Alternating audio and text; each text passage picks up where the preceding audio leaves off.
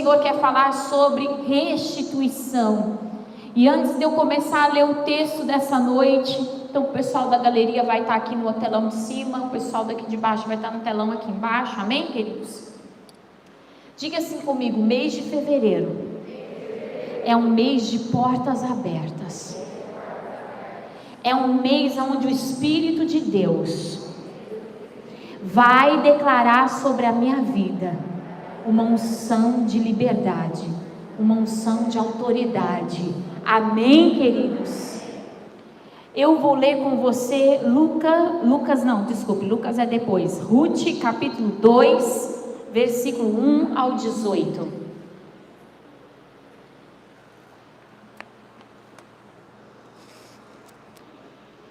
Ruth capítulo 2, 1 ao 18. Quem aqui já está pronto para dar tchau para esse som ruim?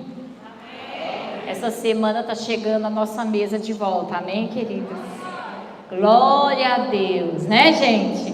Tudo são processos, né? Nós passamos por processos, assim esperamos em nome de Jesus. Mas eu creio que vai estar chegando sim, amém, queridos? Vamos ler juntos então? Havia em Belém um homem rico e respeitado chamado Boaz. Ele era parente de Elimeleque, o marido de Noemi. Certo dia, Ruth, a moabita, disse a Noemi: deixe-me ir ao campo ver se alguém tem a sua bondade e me permite recolher as espigas de cereal que sobrarem. Noemi respondeu: está bem, minha filha, pode ir.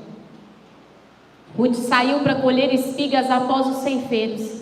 Aconteceu de ela ir trabalhar num campo que pertencia a Boaz, parente de seu sogro, Elimeleque. Enquanto Ruth estava ali, Boaz chegou de Belém e saudou os ceifeiros. O Senhor esteja com vocês, o Senhor os abençoe, responderam os ceifeiros. Então Boaz perguntou a seu capataz: quem é aquela moça? A quem ela pertence? O capataz respondeu: é a moça que veio de Moabe com Noemi.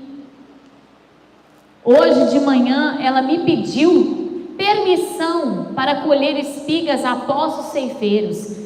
Desde que chegou, não parou de trabalhar um instante sequer, a não ser por alguns minutos de descanso no abrigo.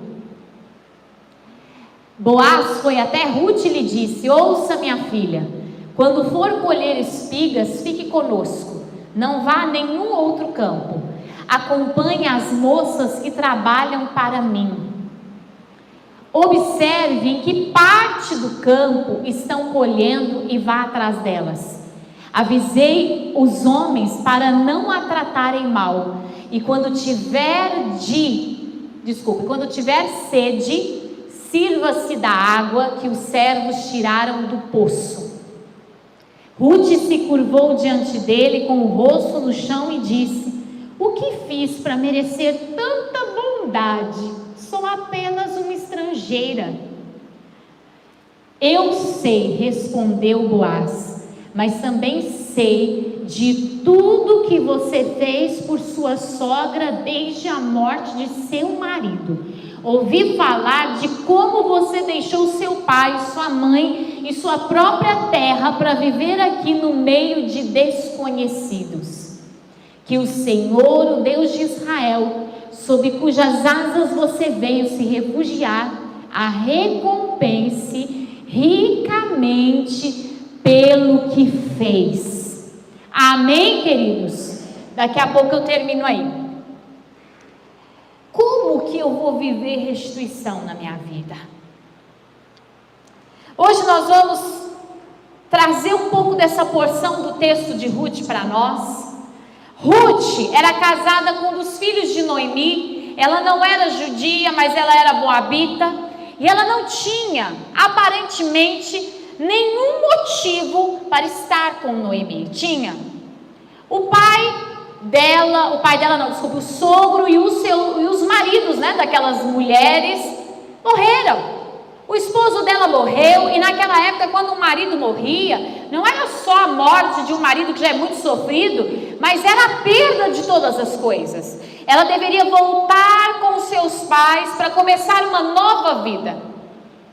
E não havia futuro em Noemi, uma vez que Noemi não tinha mais ninguém, estava numa terra estrangeira e teria que recuperar todas as coisas. Noemi, para nós, é o tipo da situação, gente, que a gente olha e fala: eu não quero me envolver com isso. Está entendendo o que eu estou dizendo? Noemi, se você analisar certinho, pastora Regina, a última coisa que alguém ia querer era se filiar a Noemi. Noemi não tinha respaldo de nada, no sentido de dar alguma, vamos dizer assim, me ajuda aí uma palavra, gente, dar um respaldo, um futuro para aquela mulher. Ela daria o quê? Um trabalho, vamos dizer assim, porque agora Ruth, além de correr atrás do próprio futuro sem a própria família, ela teria que cuidar de quem? Da sogra. Mas aí é que tá. O segredo da vida com Deus não é a gente colocar nada disso do que eu falei na ponta do lápis. Quantas vezes, para a gente tomar decisões, a gente começa a colocar na ponta do lápis o que vai nos favorecer, o que vai ser mais fácil para nós. Olha para o teu irmão e fala assim: Deus quer te levar no lugar certo, não no lugar mais fácil. Você gostaria de ir para um lugar mais perto ou para o lugar certo? Para o certo. O fácil nos destrói. Porque o que a gente acha que é fácil também não é fácil, viu, gente? É verdade ou não é? Mas o inferno insiste em nos fazer ouvir a voz da nossa alma e falar para nós que nós temos que ter outros planos que não sejam a vontade e a verdade de Deus. Olha, pastora Regina, vai que Deus te propõe cuidar de uma Noemi, é melhor você ter umas cartas debaixo da manga. Prefira o lugar certo, mesmo que isso implique em uma jornada desconhecida.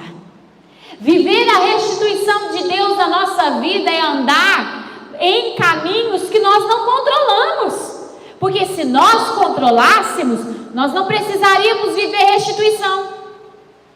Se nós já soubéssemos o que fazer, nós não precisaríamos ser restituídos, porque restituição fala sobre um caminho que eu já andei um dia, mas que não deu muito certo. Sobre decisões que eu preciso aprender a tomar, porque eu ainda não sei tomar, e quando comecei a tomar algo em cima dessas decisões, o meu comportamento não foi o melhor, e eu comecei a colher então, como Noemi, o preço de ter saído da minha terra, quando eu recebi uma notícia não tão agradável. Não foi essa a causa de Noemi não estar na terra dela? O marido de Noemi, Elimeleque, quando vê que está se aproximando uma seca, ele faz o quê? Vamos embora. Nós não precisamos ter compromisso com a nossa nação.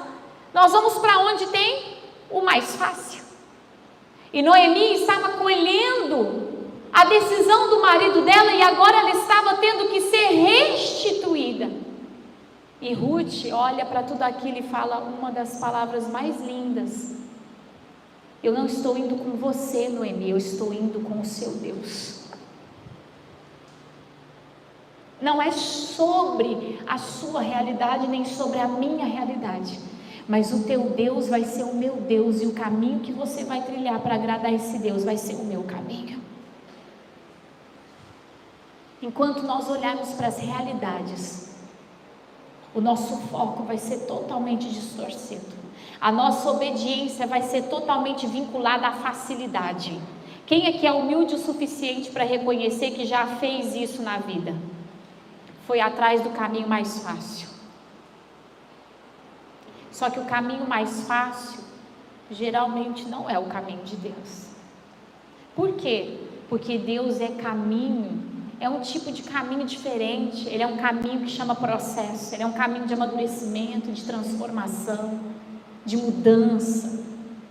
Deus nos confronta, mas Ele não nos confronta para nos humilhar, nem para tirar nada de nós. Ele nos confronta para nos fazer crescer, para tirar de nós toda a sujeira, todo engano, para limpar a nossa vida daquilo que nos impede de viver o plano que Ele tem para nós. Quem aqui acredita que Deus tem plano sobre a tua vida? Levanta a mão. Eu também creio. Mas assim como a Débora pregou ontem no culto de jovens, o oleiro não pode fazer um vaso de barro com barro sujo. Tem que ter limpeza. E aqui a vida de Noemi e a vida de Ruth precisava de uma limpeza. Agora veja bem que Noemi era uma serva do Senhor, ela era daquela terra. E Ruth? Ela não era, ela era uma estrangeira. Será, Ronilda, que ela não ficou com medo? Como ela ia ser tratada lá? Como ela ia ser recebida lá? Eu posso contar um segredo para vocês? Quem obedece não tem medo. E eu vou te falar por quê.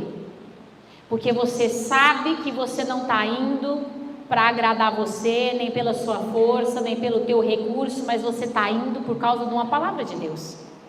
Então você não precisa ter medo. Nós vamos nos amparando em emoções nossas como medo, ansiedade, tristeza, insônia, que mais, gente? Palpitações, desistência, cansaço extremo. Sabe essas emoções que nós sentimos?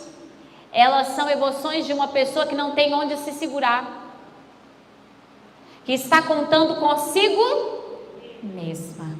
A obediência, gente, ela já diz para mim e para você que você está contando com outra pessoa, aquele que mandou você fazer o que você está fazendo. Sabe, aquela mulher, ela escolheu o caminho do Senhor. Fala bem alto, eu preciso escolher o caminho do Senhor. E eu vou te dizer uma coisa, às vezes a gente até escolhe, mas daquele jeito. Oh Deus, eu escolho os teus milagres, eu escolho os teus prodígios, eu escolho, mas o Senhor vai fazer do meu jeito. A gente carrega vícios.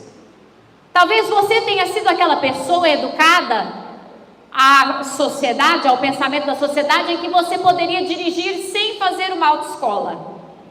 E aí quando você veio para a igreja, você descobriu que você tem que ter carta, porque você tem que obedecer às leis do país, para que Deus possa te abençoar. E aí você vai cheio de vício fazer a tal da autoescola. Fica mais fácil ou fica mais difícil? Por quê? Minha gente, mais difícil do que aprender é desaprender. Eu me lembro uma vez com uma professora de matemática, eu estava no segundo colegial, terceiro colegial, e eu estava com uma dificuldade num negócio lá que a professora estava fazendo. E eu falei, eu não consigo, eu fui para aula de reforço à tarde, ela ensinou, eu falei, aprendi, só que ela tinha ensinado errado. Depois ela falou, gente, eu falei errado. Falei, pronto, agora como é que eu vou fazer? Eu aprendi o errado. E eu não conseguia mudar aquilo da minha cabeça. É um vício. Escolher o caminho do Senhor não é falar, Deus, eu vou com a tua palavra e a tua promessa, mas eu vou fazer do meu jeito, eu vou fazer como me basta, como me agrada. Isso é obediência, gente? Isso é obediência, pastor Eduardo? Isso não é obediência, isso é conveniência. É quando eu pego algo bom e transfiro para a minha vontade, para a minha realidade. Isso é uma conveniência. Obediência é quando eu pego e digo, eu vou seguir o caminho do Senhor, do jeito que Ele falou. E isso nos custa. Custa ou não custa? Custa. Aquela mulher era estrangeira, então ela pega uma lei de estrangeiros, ela entra dentro daquela cidade pequena. Gente, como é que é cidade pequena? A fofoca vai rápido ou devagar? Assim. Quando elas entraram na cidade, eu tenho certeza que já tinha as Maria fofoqueira e os Mario fofoqueiros, José fofoqueiro, que falaram, sabe que ele voltou para a cidade? Noemi. E sabe quem ela trouxe? Ruth.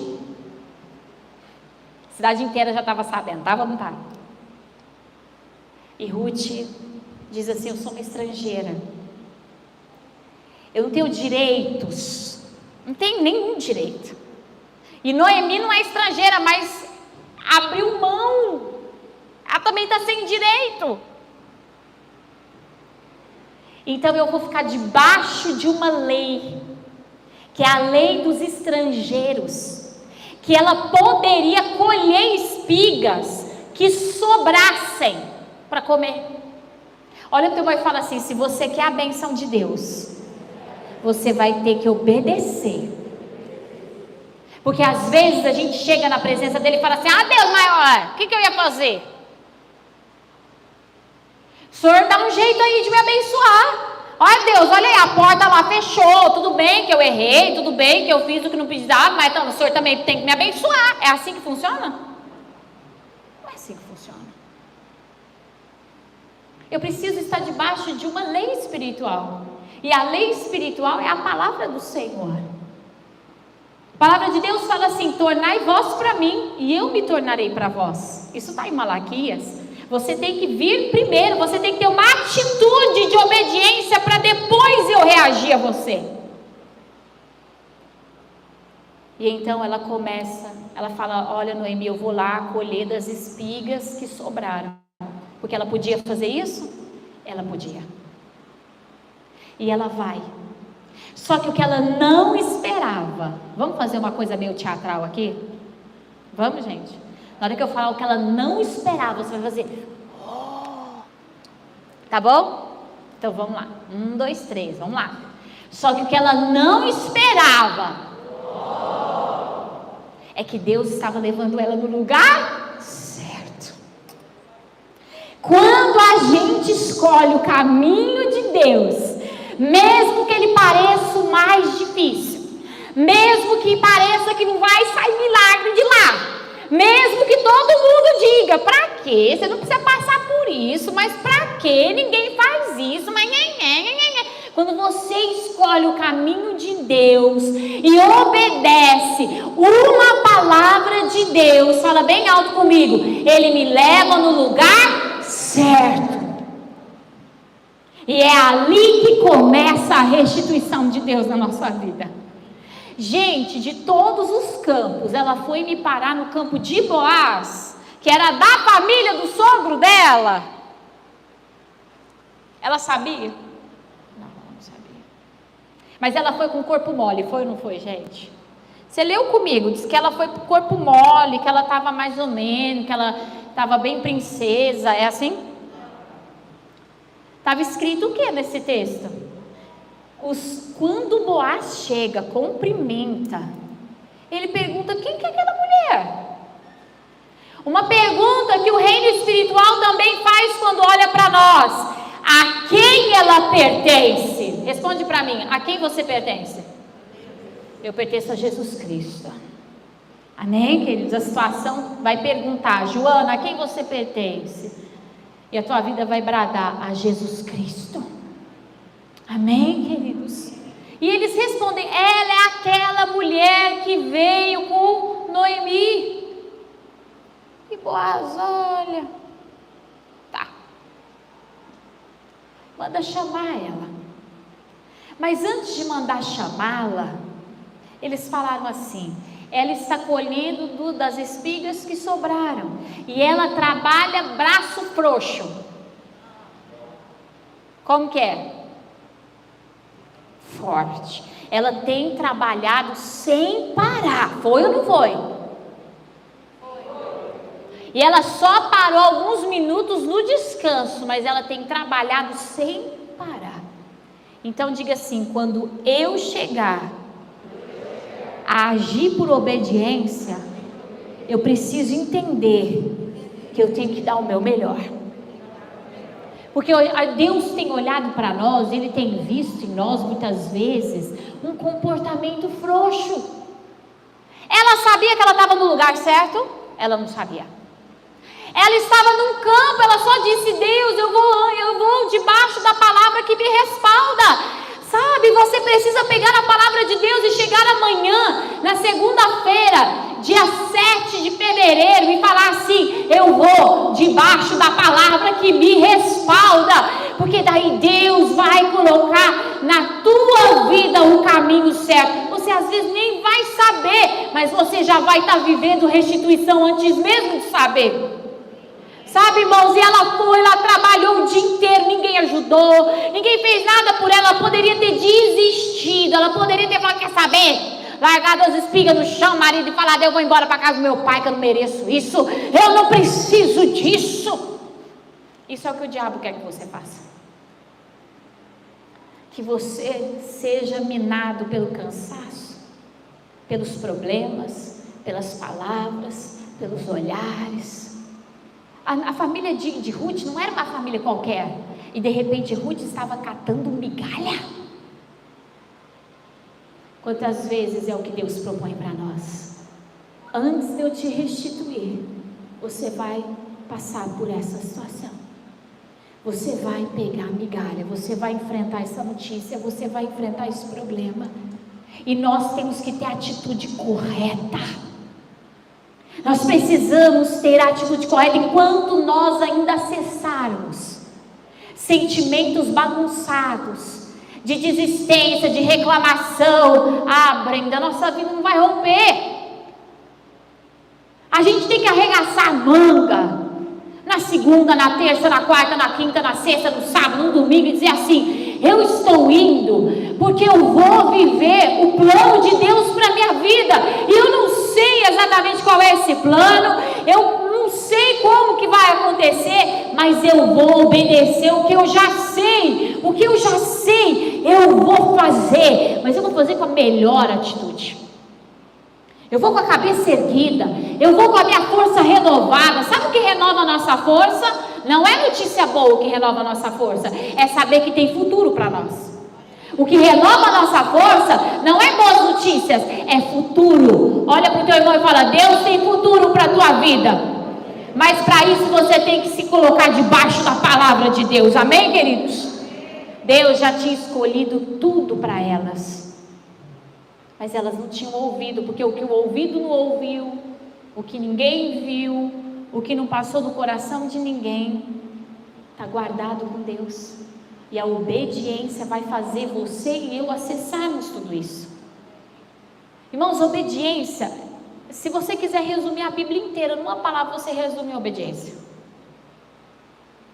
Pessoas desobedientes colocam tudo a perder. E o problema da desobediência é que você não colhe o fruto rápido. É como uma infiltração, lembra de sexta-feira? É como uma infiltração numa casa. Uma casa, muito tempo infiltração. Marquinhos, o que acontece com essa casa? Ela não aguenta. Ela fica fraca. Hoje o pastor Carlos, pregando na EBD, estava citando uma casa que foi feita, ela foi amarrada com arame enfarpado. Quem compraria essa casa? Você não compraria, não? Mas por quê? Arame enfarpado é até bom, não entra bandido.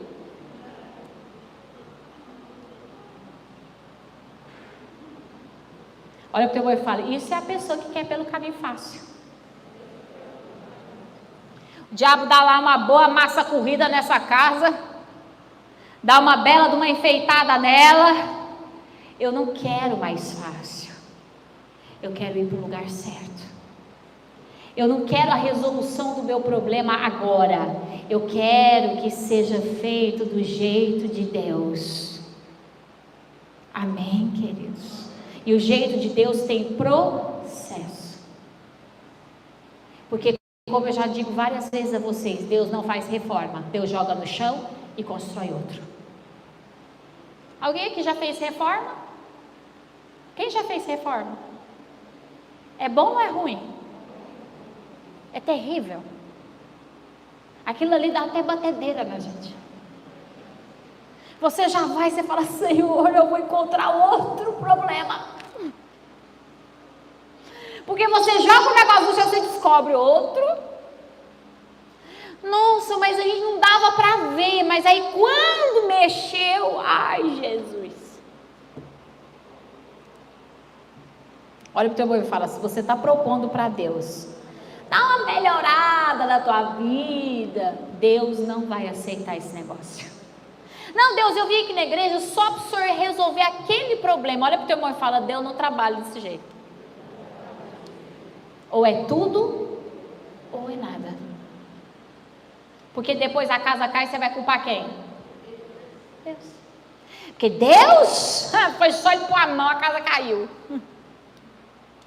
Não foi bem assim. A casa já estava caindo. Sabe, nós precisamos entender uma coisa. E aqui tem uma frase que eu gostaria de alertar você.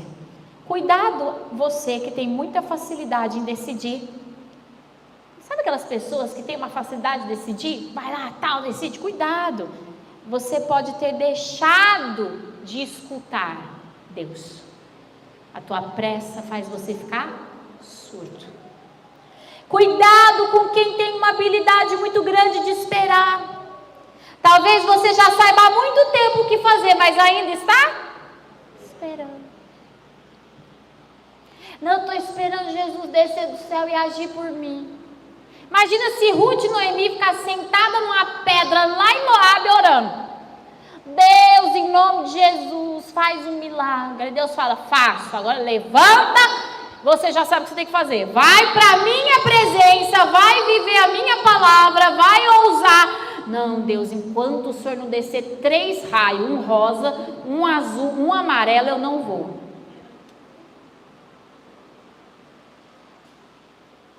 Aí Deus até desce os 3 raios. Aí ela fala o quê? Não, Deus, agora é o seguinte, se o Senhor fizer isso, olha para o teu irmão e fala, em nome de Jesus. Você não está querendo que Deus faça o que compete a você fazer, né? Porque Ele não vai. A obediência é para nós. Nós temos que ter fé para obedecer. A obediência é fé. É fé em ação. A obediência nada mais é do que a fé em obras. Querido, se Deus te deu uma palavra, o que mais que você precisa? Nada. Vai lá e faça.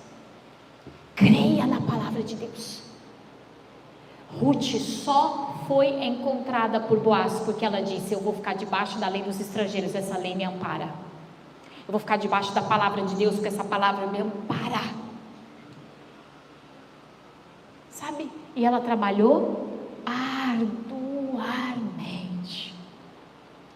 Pode ter sido no primeiro dia, mas pode ter demorado uns dias. Pode ou não pode? Quantas vezes talvez Boaz demorou para chegar e ela estava trabalhando e trabalhando e trabalhando e trabalhando? Não, Deus é assim, bispa. Se Ele não me responder no dia que eu orar,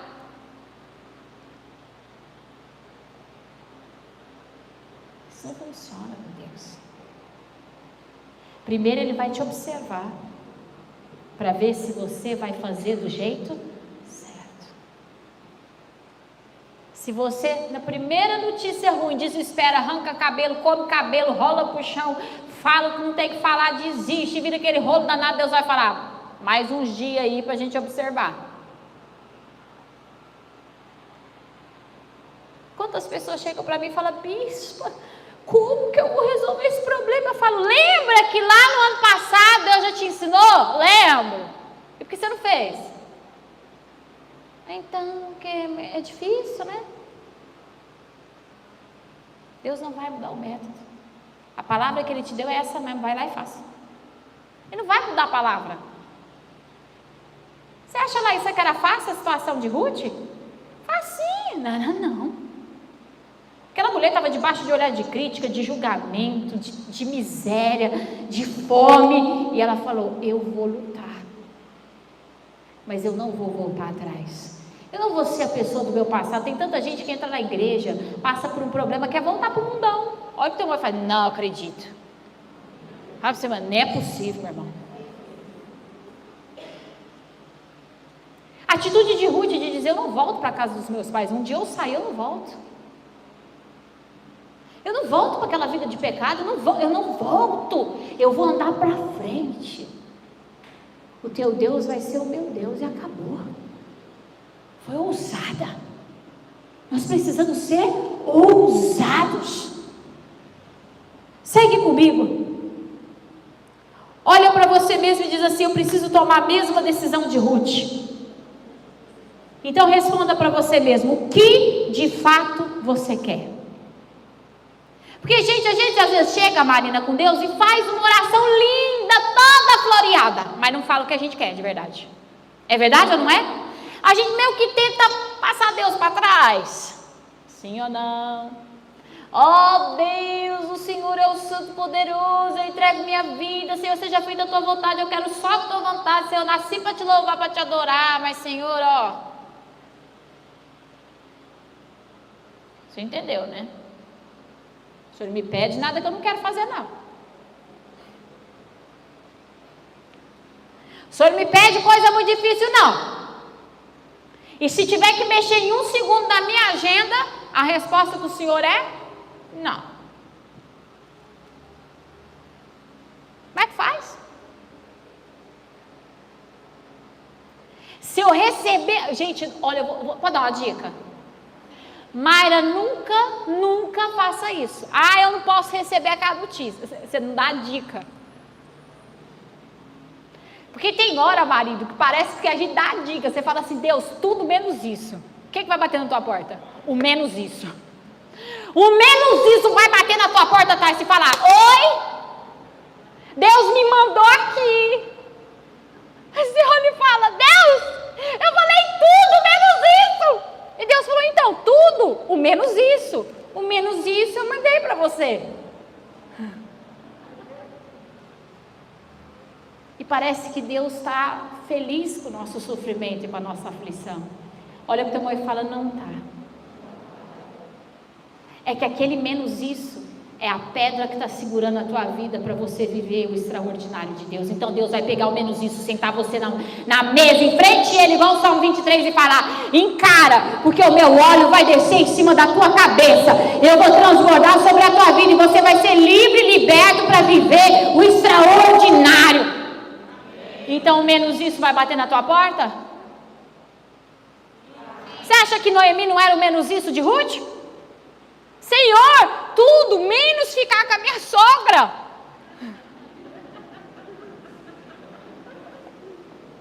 Vamos deixar mais engraçado o culto um pouquinho, né? Não que não seja o que está escrito no texto, porque Noemi era sogra, né? E Deus falou: vai lá, mulher, vai lá que a tua vitória está lá. Não, Deus, olha, eu aceito qualquer coisa, mas... ai... Por que você não aceita aquilo? Porque é ali que a tua vida está presa. E Deus não vai deixar a nossa vida presa. Ele nos ama demais. O poder de Jesus é grande demais. Ele não vai nos abençoar para lá na frente a gente cair. Ele não vai fazer isso. Ele nos ama demais. Ele cuida da gente demais. A gente é tão querido por Jesus que até as más notícias que chegam para nós, a gente pode levantar a mão e falar: obrigado, Senhor. O Senhor está cuidando de mim. Porque até no menos isso, eu vejo a tua mão poderosa. Sabe, Noemi, ela sabia de uma coisa: eu não quero uma solução prática, eu quero uma solução para a vida. Eu quero que Deus me estabeleça. Talvez ela tenha passado todo o tempo ouvindo Noemi falar desse Deus. Deus, Ele é poderoso, Deus, Ele é amoroso, Deus, Ele é justiça, Deus, quando você coloca algo nas mãos dEle, Ele vai, Ele faz. E Noemi falava e Ruth ficava: meu Deus, que Deus maravilhoso é esse? Agora era a hora dela conhecer esse Deus maravilhoso. Era a hora dela falar: esse é o meu Deus. Deus nunca despreza ninguém que procura Ele. Uma estrangeira, Deus bateu o olho nela e falou: você me quer? Então eu vou te levar no lugar certo. Quantas vezes o diabo diz para nós: você não merece, você não pode, mas você isso, mas você aquilo, e você vai dizer: mas eu quero a presença de Deus. Isso basta, isso basta. Jesus, ele tem um poder tão grande de nos transformar, que ele não está nem aí para o nosso passado, ele não está nem aí para onde nós estávamos, o que nós estávamos fazendo, o que nós estávamos falando, o que nós estávamos crendo. A partir do momento que a gente levanta a voz e fala: Deus, seja o meu Deus, ali começa um plano de Deus na nossa vida. E eu vou te dizer, esse Deus é poderoso. É ou não é? É ou não é, minha gente? Você acha que o diabo tentou derrubar ela? Canta comigo essa primeira parte da nossa canção do mês. O inimigo tenta laços e embaraços para me envergonhar. Ele tentou envergonhar Ruth, mas ele não conseguiu. Porque quem está debaixo de obediência não é envergonhado. Nunca. Quando ela foi apresentada como uma pessoa de postura, de obediência, Boaz falou: manda chamar ela aqui. Você não vai mais colher do chão, minha querida. Você vai colher com as moças. Você não vai mais passar por essa dificuldade. Você vai ter onde beber a sua água. Você vai ter dignidade. Eu não li o restante do texto para você, mas ele foi, resgatou Ruth, casou com Ruth e trouxe uma família para Ruth e Noemi e disse: a partir de agora eu sou o seu resgatador. Aquela roça chique, que o Boaz era coronel, vamos dizer assim, agora era de quem? De Noemi e de Ruth. Aonde Deus muitas vezes manda você colher migalhas, Ele está falando assim: eu só quero provar o teu coração, porque eu sou um Deus de restituição, e eu vou te colocar a bênção na tua mão. Ai, mas eu não aceito ser humilhado dessa maneira. Eu não estou sendo humilhado não, estou sendo tratado por Deus, e a minha vida vive de joelho para ti, Senhor. Eu me coloco de joelho sim para o Senhor, e se eu tiver que passar o que eu tiver que passar, eu vou passar debaixo da tua presença, porque o Senhor é o meu resgatador.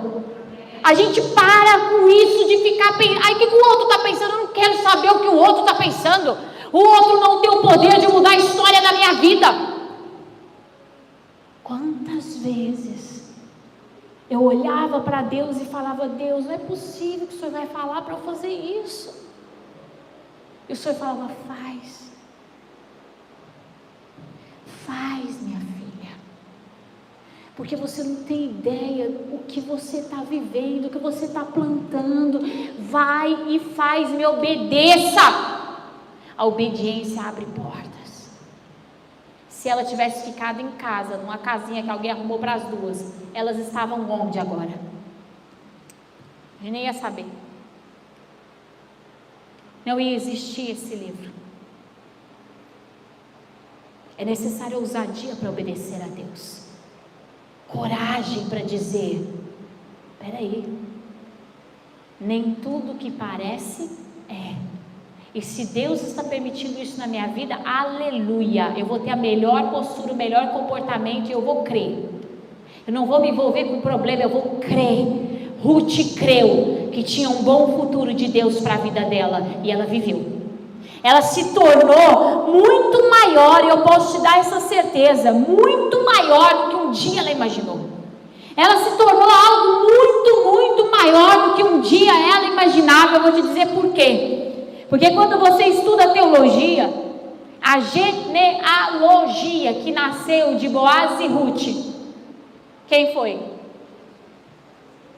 Jesus. Foi a genealogia de Davi. Gente, olha para o teu irmão e fala: vale a pena às vezes colher umas migalhas que Deus manda a gente colher. Vale ou não vale? Mas eu vou ter que ir lá consertar. Olha o teu irmão e fala: vai,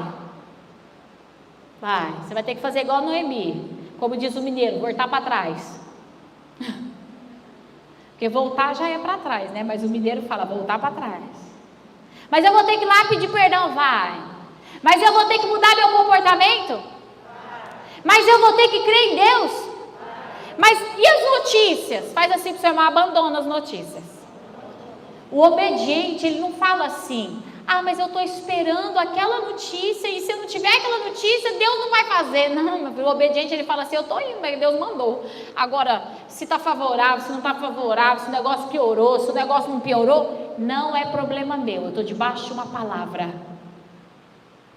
Isso aí é Deus que vai ter que controlar, isso é Deus que... É Deus, eu não controlo nada. Ele falou, vai, eu vou, e pronto. Más notícias virão? E o que a gente faz com elas? Nada, gente. Olha, tem uma fala, não faz nada. Você não tem que lidar com as notícias do inferno, mas você tem que obedecer a Deus.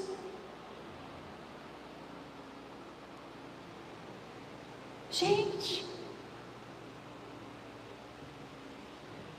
é tão simples. É tão simples. Obedecer a Deus fala muito sobre o nosso caráter, sobre o que nós valorizamos. E é por isso que Deus fala, para quem obedece, porta aberta, restituição. Por quê? Porque Deus vai andar com essa pessoa. Se eu estou com um caráter que não quer seguir a Deus, meu caráter está ali, não, é do meu jeito, todo cheio. Deus vai falar, mas eu não vou andar contigo, porque não vai dar. Eu tenho uma mente, você tem outra, eu tenho um jeito, você tem outro, e eu não vou ceder, e se você não for ceder, não vai dar para andar junto.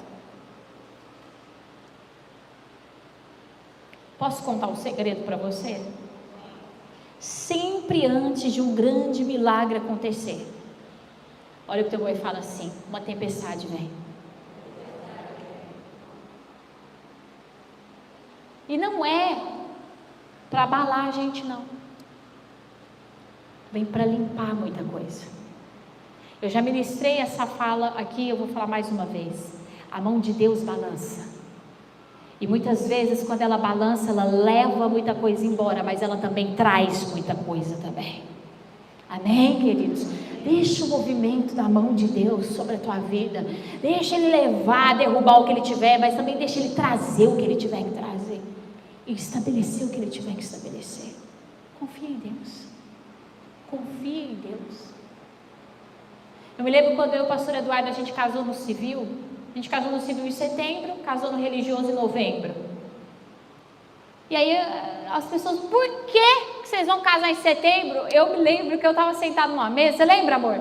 Eu nem pensei, eu falei, porque é assim que Deus ordenou, é assim que a gente quer, e acabou. Tem hora que a gente tem que dar um de doido, gente. Porque tudo quer dar pataca nas nossas decisões. É verdade ou não é? E tem hora que a gente tem que levantar a voz de um leão e falar: ei! Quem manda na minha vida é Deus. Não é você. Não é você diabo, não é você problema, não é você ser humano, não é você notícia. Quem manda na minha vida é Deus. Esses dias eu estava colocando uma situação no trono de Deus e o Senhor me disse assim: Nossa, você está colocando uma situação tão engraçada na minha presença. E eu falei: engraçada? Assim, né? Eu estava achando que era sério, o Senhor está chamando de engraçada? Eu disse: Deus, eu preciso que o Senhor mova em cima dessa situação. O Senhor falou: mas o que está acontecendo é porque eu movi. Eu falei: não, Deus, mas eu não queria que o Senhor movesse desse jeito.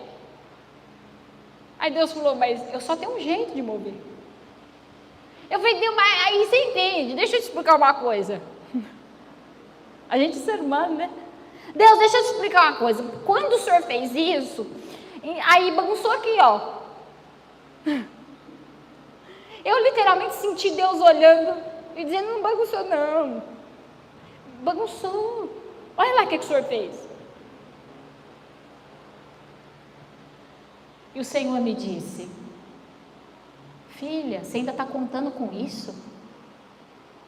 Pronto, agora você aprendeu. É para você contar comigo.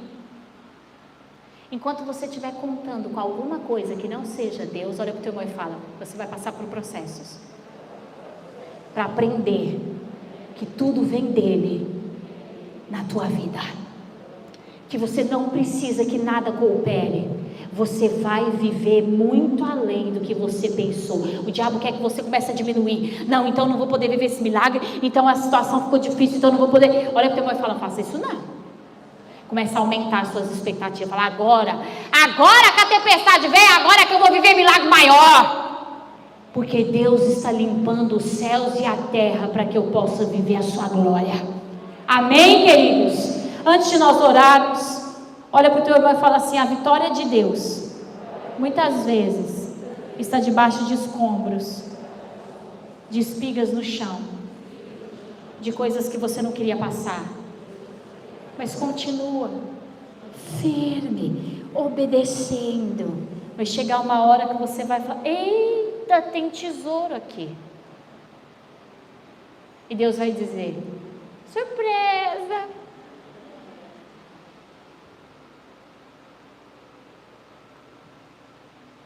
Quando Jeosafá foi enfrentar uma das maiores batalhas como rei, ele foi quase que derrotado. Mas o Senhor disse para ele: não faça isso não. Ele se ajoelhou no templo e falou: Deus, tem misericórdia, ajuda a gente. O Senhor disse que se a gente se humilhar, orar, buscar, o Senhor vem. E aí Deus levanta um profeta. Recebe essa palavra de hoje na tua vida, para falar assim para ele: essa batalha não é tua, ela é minha. Deixa que eu batalho por você. E Josafá acreditou e obedeceu. E olha o comando louco de Deus. Vocês pegam instrumentos musicais. Gente, você vai enfrentar os Estados Unidos com instrumentos musicais? Mas Deus mandou. Vai sem medo. Vai subindo, vai tocando, vai por aquele vale ali. Vai subindo, vai tocando, vai adorando. A perninha deles devia estar como? Mas o sangue de Jesus tem poder. Sangue de Jesus tem poder. Não foi nem soldado, foi levita na frente. Pensa os levitas, gente. Sangue de Jesus tem poder. Quando eles chegaram, todo o exército tinha batalhado uns contra os outros de outras nações. E debaixo dos corpos tinha o quê? Ouro, prata, bronze, pedras preciosas. Eles passaram 4 dias carregando ouro, prata, bronze, pedras preciosas. Olha para o teu irmão e fala: isso é restituição de Deus. Mas ela vem primeiro como: seu arqui-inimigo está chegando e vai derrubar o portão e arrebentar com você. E Deus fala: eu gosto de um certo